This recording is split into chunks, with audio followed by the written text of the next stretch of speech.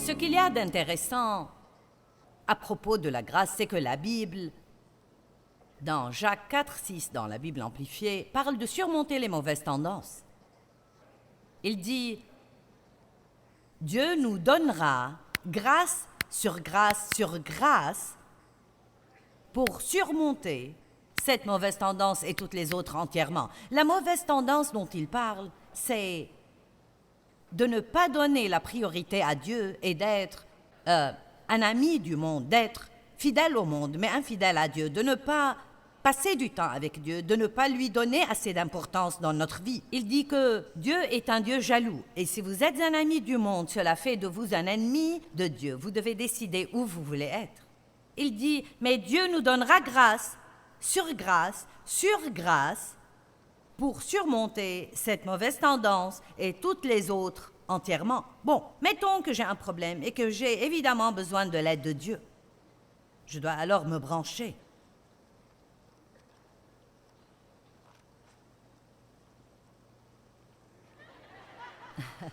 Mettons que j'ai un grand problème et je n'ai pas besoin de juste un peu de grâce. J'ai besoin de grâce sur grâce. Vous voyez, il n'y a pas de récession au ciel. Si vous avez besoin de grâce, vous l'aurez. Vous pouvez avoir un peu de grâce ou avoir un peu plus de grâce, ou vous pouvez avoir grâce sur grâce. Vous voyez, c'est pourquoi Dieu a donné aux Israélites la manne quand ils étaient dans le désert selon le besoin de chaque famille. Et la Bible dit que certains ont reçu plus et les autres ont reçu moins, selon le nombre de personnes et la quantité dont ils avaient besoin.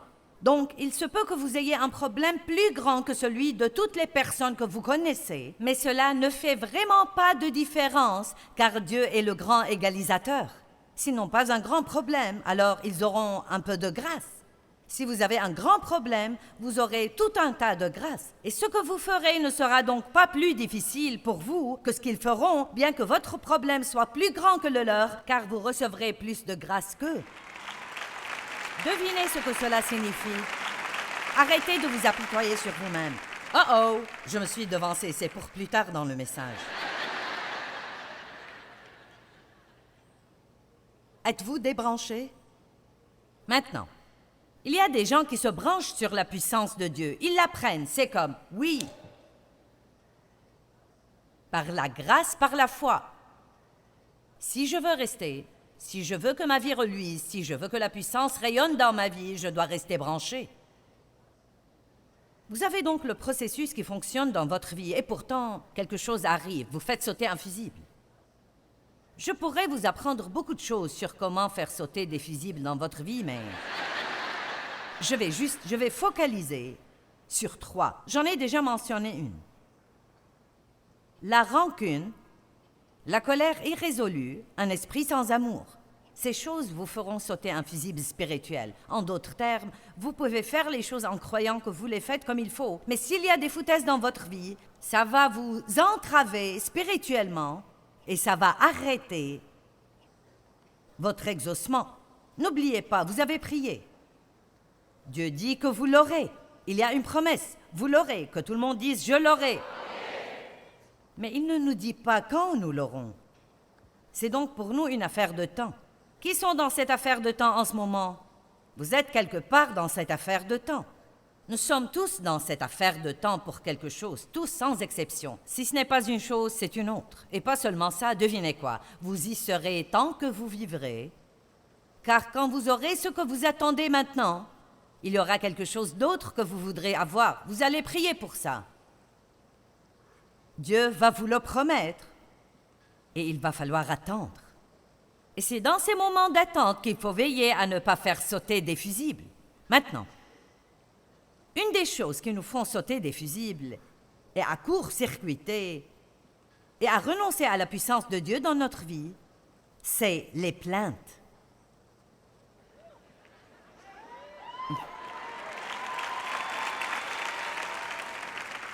Car si vous comprenez vraiment la nature de la grâce toujours provoque une attitude de gratitude. Non mais, à quel point nous devons être reconnaissants? pas une seule personne régénérée ne devrait jamais se plaindre de quoi que ce soit, car vous êtes quelqu'un qui n'ira pas en enfer.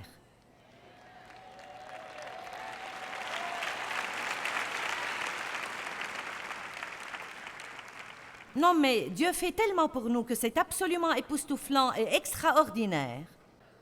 Et pourtant, nous trouvons quelque chose pour nous plaindre, et se plaindre est péché. Je ne crois pas que ce soit une erreur. Je ne crois pas que ce soit une petite faiblesse ou notre nature humaine. Mais je crois que c'est un péché, et je crois que nous devons avoir une peur révérentielle des plaintes, car je vous dis qu'elle court-circuite la puissance de Dieu. Qui comprend où j'en suis en ce moment? Cela court-circuite la puissance de Dieu quand nous commençons à trouver une ou deux petites choses dans notre vie que nous n'aimons pas, ou 3 ou 4 ou 5 ou 10 ou autant que vous croyez. Quel que soit le nombre de choses que vous n'aimez pas, si vous comptez vos bénédictions, vous trouverez qu'elles l'emportent de loin sur tout ce que vous croyez être mauvais dans votre vie. Amen. Les gens viennent à une réunion comme celle-ci et nous recevons des lettres, des gens qui se plaignent de l'éclairage. Eh bien, vous voulez me voir à la télé? En ce cas, ce ne sera pas très bon si vous regardez mon programme télé de me voir assise dans le noir. Des gens se plaignent. Vous savez, non, mais pas tout le monde, mais certains. Et croyez-moi, c'est vraiment, vraiment lassant. Non, mais laissez-moi tranquille. Dites-moi ce que vous avez aimé. La musique était trop forte. Eh bien, les jeunes aiment beaucoup la musique forte. Et vous savez, ce qu'il y a, c'est que les gens qui n'aiment pas la musique forte ont été sauvés il y a 40 ans et ils ne font rien de toute façon. Nous avons donc décidé de nous occuper des jeunes.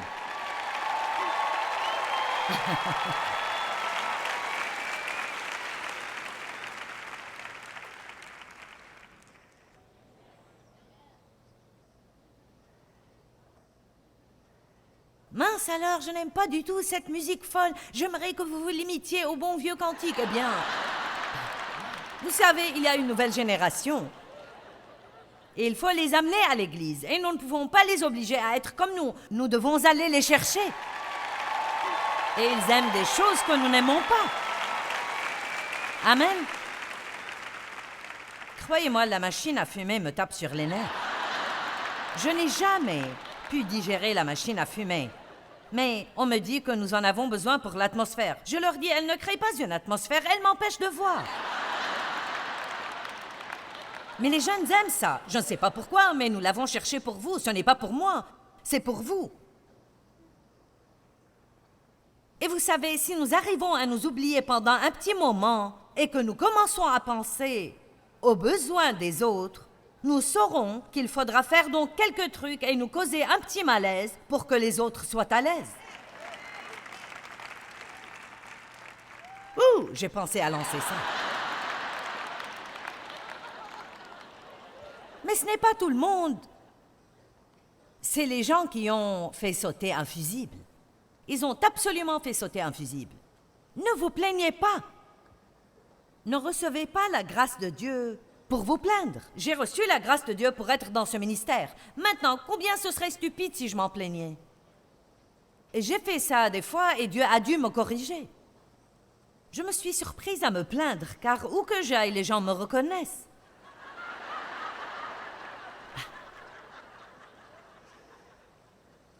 Au centre commercial, ici, on m'a arrêté 25 fois. J'étais épuisée.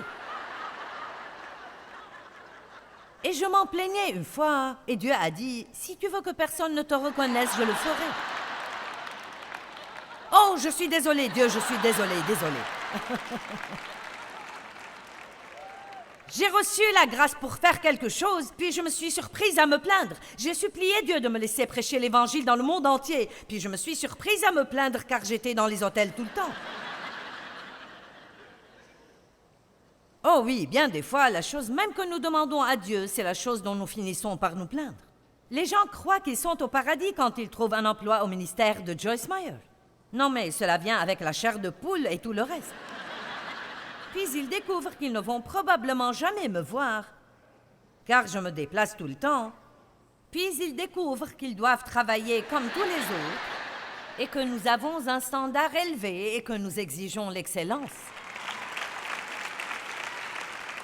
Et peu de temps après, le travail même qu'ils ont cru que Dieu a fait un miracle exceptionnel quand ils l'ont trouvé, s'ils ne comprennent pas ce dont je parle, ils peuvent commencer à s'en plaindre. Certains ont perdu leur emploi dont ils se sont plaints et maintenant ils aimeraient le récupérer.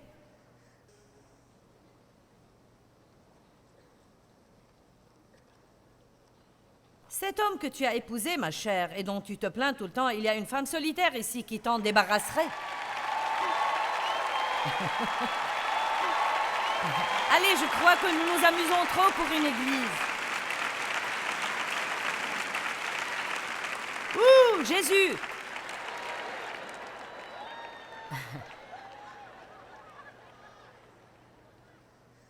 Allons à Philippiens 2, 14. Nous devons avoir une attitude de gratitude. Qui ne supporte pas quand il fait tout son possible pour subvenir aux besoins de ses enfants et ils ne font que trouver quelque chose pour se plaindre? Eh bien, Dieu a le même sentiment. C'est un grand défi de terminer une journée sans se plaindre. Philippiens 2, 14, voyons-le. Faites toutes choses sans murmure, ni critique, ni plainte contre Dieu, ni réticence, ni doute parmi vous. Vous me dites, eh bien, je ne me plains pas de Dieu, je me plains tout simplement de ma vie.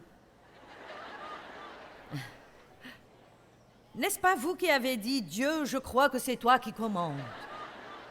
Que ta volonté soit faite, Seigneur. Mes destinées sont dans ta main, je te fais confiance, mais je n'aime certainement pas ça. Faites toutes choses.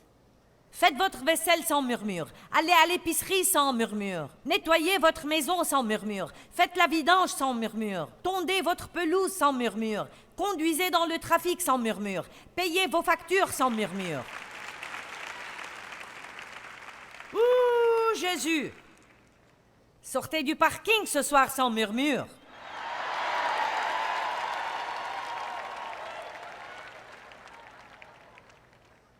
Si je vous apprends ce soir à vous brancher sur la puissance de Dieu et que vous vous sentez puissant, le Seigneur soit béni, je peux faire tout ce que je dois faire, je vais vivre avec assurance. Puis vous vous fâchez contre quelqu'un en essayant de faire sortir votre voiture avant lui, et maintenant vous avez un esprit sans amour et vous avez de la rancune. Et maintenant vous vous plaignez de tout. Assistez de nouveau à la réunion, vous ne l'avez pas comprise la première fois. Je ne suis pas ici pour vous divertir, je veux changer vos vies. Amen. Paul était toujours reconnaissant pour la grâce de Dieu dans sa vie. La grâce est une chose merveilleuse. Philippiens 4, 6 dit « Ne vous inquiétez de rien, mais en toute chose, par la prière et la supplication et des actions de grâce, continuez à faire connaître vos demandes à Dieu. » Les actions de grâce irriguent la graine que vous avez dans le sol pour les futures récoltes. Pourquoi Dieu devrait-il nous donner plus si nous ne sommes pas reconnaissants? Comment augmenter votre puissance? Soyez reconnaissants. Daniel chapitre 6 dit que Daniel, 3 fois par jour, se mettait à genoux et rendait grâce à Dieu. 3 fois par jour. Matin, midi et soir, il se mettait à genoux. Il arrêtait ce qu'il faisait, se mettait à genoux et rendait grâce à Dieu. Vous devez régler un réveil, régler l'alarme sur votre téléphone, et quand ça sonne, arrêtez tout, mettez-vous à genoux et rendez grâce à Dieu. Peut-être que ça deviendra comme un antidote contre les plaintes. Il vous rappellera à quel point Dieu est bon avec vous. Entrez dans ses portes avec des actions de grâce, dans ses parvis avec des louanges, soyez reconnaissants et dites-le. La deuxième chose qui amène les croyants à faire sauter un fusible, c'est l'apitoiement sur soi.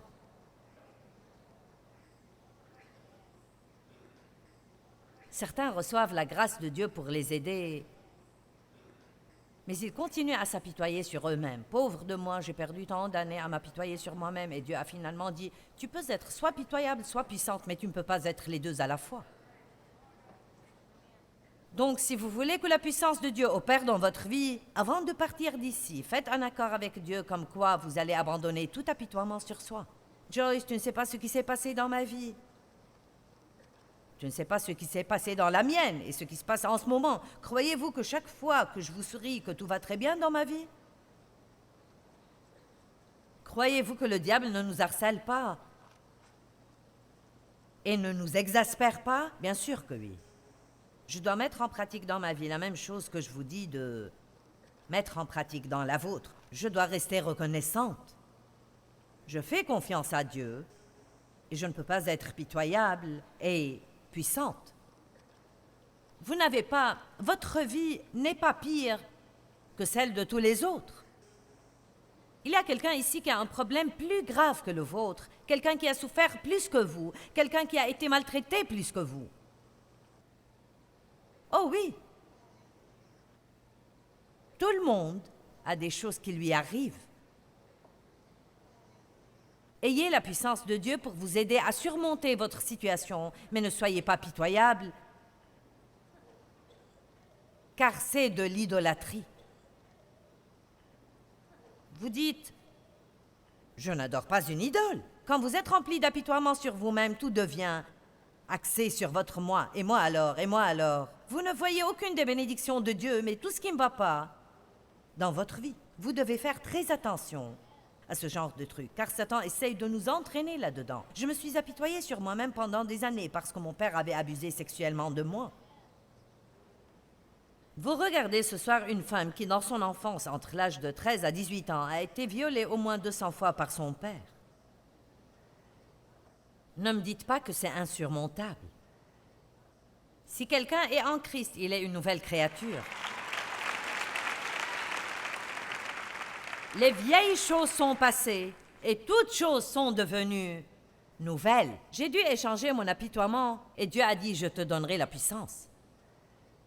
Vous voulez la puissance ou la pitié?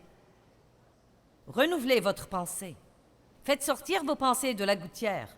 Pensez à ce qui peut arriver dans votre vie et non à ce qui s'est passé dans votre vie. Si nous étions censés regarder en arrière, nous aurions eu des yeux à l'arrière de nos têtes, mais nous ne les avons pas. Tout droit. Amen. Nous avons 2 oreilles et une bouche, alors nous devons écouter plus que parler. Ouh, nous nous amusons tellement. Qui reconnaît que nous pouvons court-circuiter la puissance de Dieu en nous repliant sur nous-mêmes et en s'apitoyant sur soi? Et la dernière chose que je vais mentionner est qu'un autre moyen de court-circuiter la puissance de Dieu, c'est de voler la gloire de Dieu, de nous attribuer le mérite de Dieu. Étudiez la grâce, restez branchés sur la puissance de Dieu. Tout est éclairé, c'est merveilleux, de grandes choses se produisent dans votre vie. Dieu vous utilise, il vous bénit financièrement, vous êtes promu au travail et tout d'un coup, vous vous en attribuez le mérite. Vous allez faire sauter un fusible en faisant ça. Allez à Daniel 4. Veillez à attribuer à Dieu tout le mérite. Il faut encore voir ce que Dieu peut faire par un homme ou une femme qui lui donne toute la gloire. Nous ne l'avons pas encore vu. Malheureusement, bien trop de gens, Dieu les utilise puissamment. Ensuite, qu'est-ce qui leur arrive? Ils commencent à croire que c'est eux. Ils commencent à croire qu'ils peuvent traiter les gens comme ils veulent les traiter. Ils commencent à croire qu'ils peuvent faire ce qu'ils veulent faire. Et ils font sauter un fusible. Daniel 4.1, Nebuchadnezzar, le roi, à tous les peuples, aux nations, aux hommes de toute langue qui habitent sur terre, que votre paix soit multipliée. Il m'a semblé bon de faire connaître les signes et les prodiges que le Dieu très haut a opérés à mon égard. Remarquez que Dieu se voit attribuer le mérite. Que ses signes sont grands, que ses prodiges sont puissants. Son royaume est un royaume éternel et sa domination est de génération en génération. Moi, Nebuchadnezzar, j'étais en paix dans ma maison et florissant dans mon palais. J'adore ça. Fixez les yeux sur Dieu, c'est lui qui fait ça.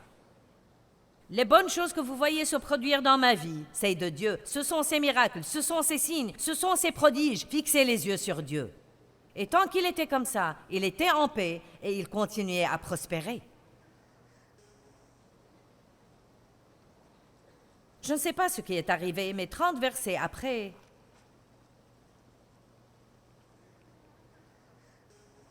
toujours le même chapitre de sa vie, mais 30 versets. Je ne sais pas ce que ces 30 versets représentent, mais probablement pas très longtemps que ça. Et le verset 29 dit « Et au bout de 12 mois, comme il se promenait dans le palais royal à Babylone, le roi dit « N'est-ce pas ici Babylone la grande que j'ai bâtie ?» Bête, bête et doublement bête. Comme résidence royale par la puissance de ma force et pour l'honneur et la gloire de ma magnificence, la parole était encore dans la bouche du roi,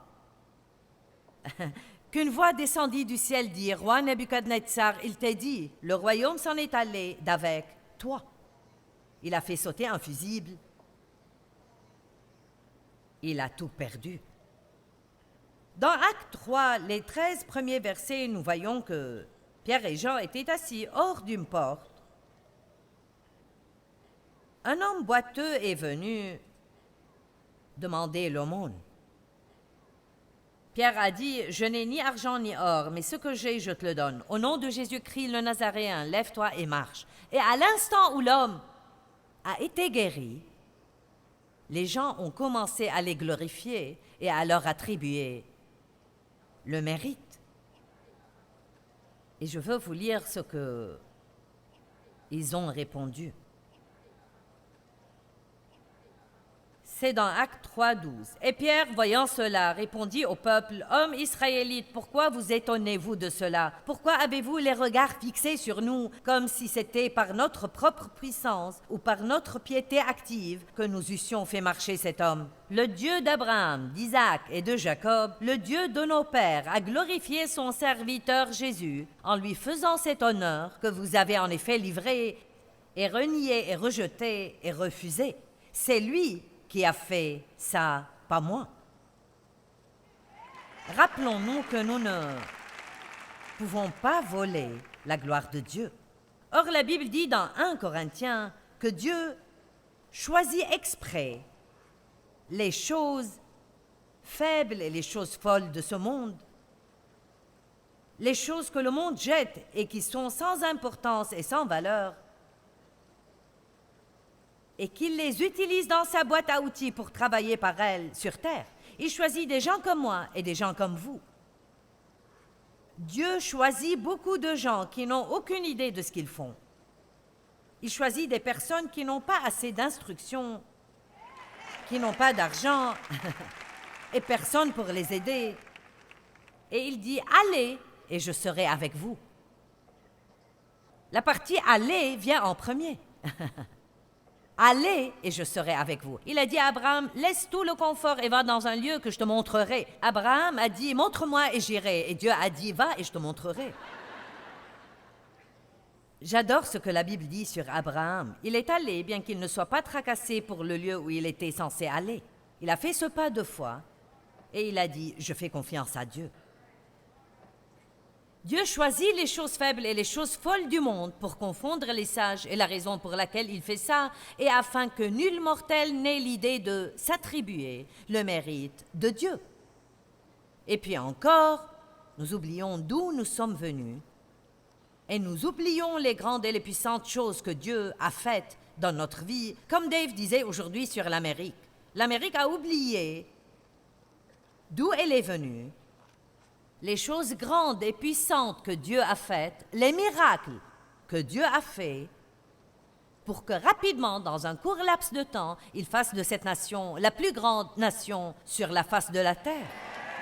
Pourquoi est-ce si difficile pour les gens de voir que les choses ne font qu'empirer vite dans cette nation pour une raison et une seule raison, parce que les gens se détournent de Dieu. Ils essayent de se débarrasser de Dieu, de faire sortir Dieu de tout, de faire sortir Dieu des écoles, d'enlever les versets des murs des bâtiments gouvernementaux. N'accrochez rien qui rien qui ressemble à Noël. Vous savez, vous ne pouvez pas faire ceci ou cela. Tout ce qui a quelque chose à voir avec Dieu, ils essayent de vous dire que vous ne pouvez pas le faire. Nous ferions mieux de ne pas tolérer ce genre de bêtises, parce que si nous tenons bon, Dieu s'occupera de nous. Amen. Pourquoi est-ce difficile de comprendre que quand ils ont supprimé la prière dans les écoles et enlevé les 10 commandements des murs des écoles, tout dans les écoles s'est directement détérioré et dégradé depuis? Pourquoi faut-il des comités remplis de soi-disant experts pour pouvoir comprendre ça? Eh bien, ils disent, vous savez, nous devons garder ce genre de choses et la religion séparée. Rien ne marche quand vous le séparez de Dieu. J'ai dit, rien ne marche quand vous le séparez de Dieu. Rien dans le monde ne marche quand vous le séparez de Dieu. Une personne sûre d'elle-même sait qu'elle a besoin de rester branchée sur Dieu parce qu'elle sait qu'elle n'est rien sans lui. Sachez que seule la grâce de Dieu nous soutient dans nos vies.